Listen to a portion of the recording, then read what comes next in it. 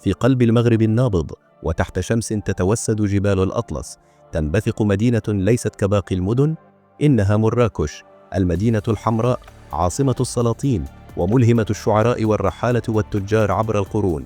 مدينة تأسر الزائر بسحرها وتبهر الناظر بلون جدرانها، وتسمع التاريخ لمن ينصت لدقات أزقتها. في هذا الفيديو سنحلق بكم فوق مراكش من السماء، ونروي لكم قصة مدينة كتبت تاريخ المغرب بلون الطين والنار. تأسست مراكش سنة 1070 ميلادية على يد السلطان يوسف بن تشفين، مؤسس الدولة المرابطية، الذي اختار موقعها بين جبال الأطلس والصحراء الكبرى لتكون قاعدة عسكرية أولا، ثم عاصمة دولة لاحقا. وسرعان ما تحولت المدينة إلى مركز حضاري وتجاري يستقطب القوافل القادمة من السودان وتومبوكتو جنوبا، ومن فاس وسجلماس شمالا. وفي عهد المرابطين والموحدين ارتفعت قباب المساجد، وتم تشييد القصور والمدارس، وجلبت المياه عبر قنوات معقدة تسمى الخطارات، مما جعل مراكش واحدة من أعظم مدن الإسلام في الغرب.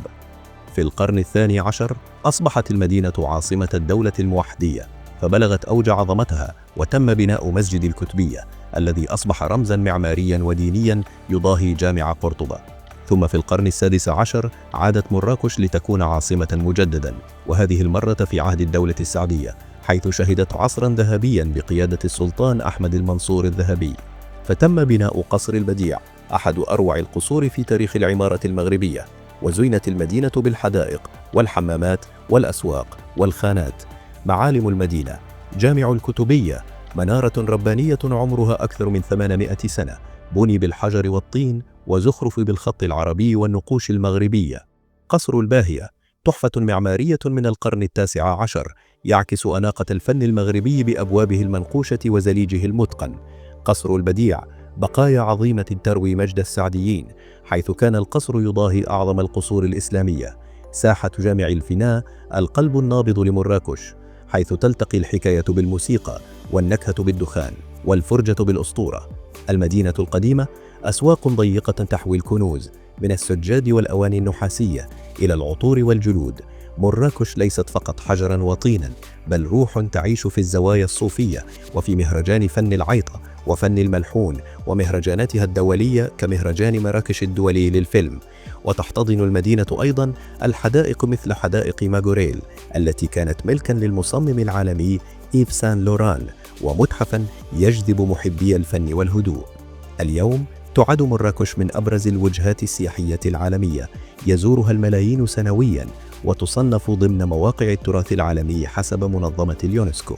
تمتزج فيها الفنادق الفاخرة مع الرياضات التقليدية، وتحتفظ بطابعها المغربي الأصيل رغم الحداثة، وتعرف بلقب المدينة الحمراء نسبة إلى لون جدرانها المصنوعة من الطين المحلي. مراكش ليست مدينة، بل قصة تتلوها الحجارة، وسحر يسكن الزوايا، وعبق يفيض من الأبواب القديمة. من السماء تبدو وكأنها لوحة حمراء بين الجبال، ومن الأرض تبدو كحلم لا ينتهي. فيها يختصر المغرب بتاريخ مزخرف وثقافة متجذرة وجمال لا يروى بل يعاش. نأمل أن تكونوا قد استمتعتم بهذه الرحلة. لا تنسوا الإعجاب، التعليق والمشاركة لدعم عملنا. شكرا على المشاهدة. أترككم الآن لتستمتعوا بمشاهدة بقية الفيديو. إلى اللقاء في الفيديو القادم، ومع السلامة.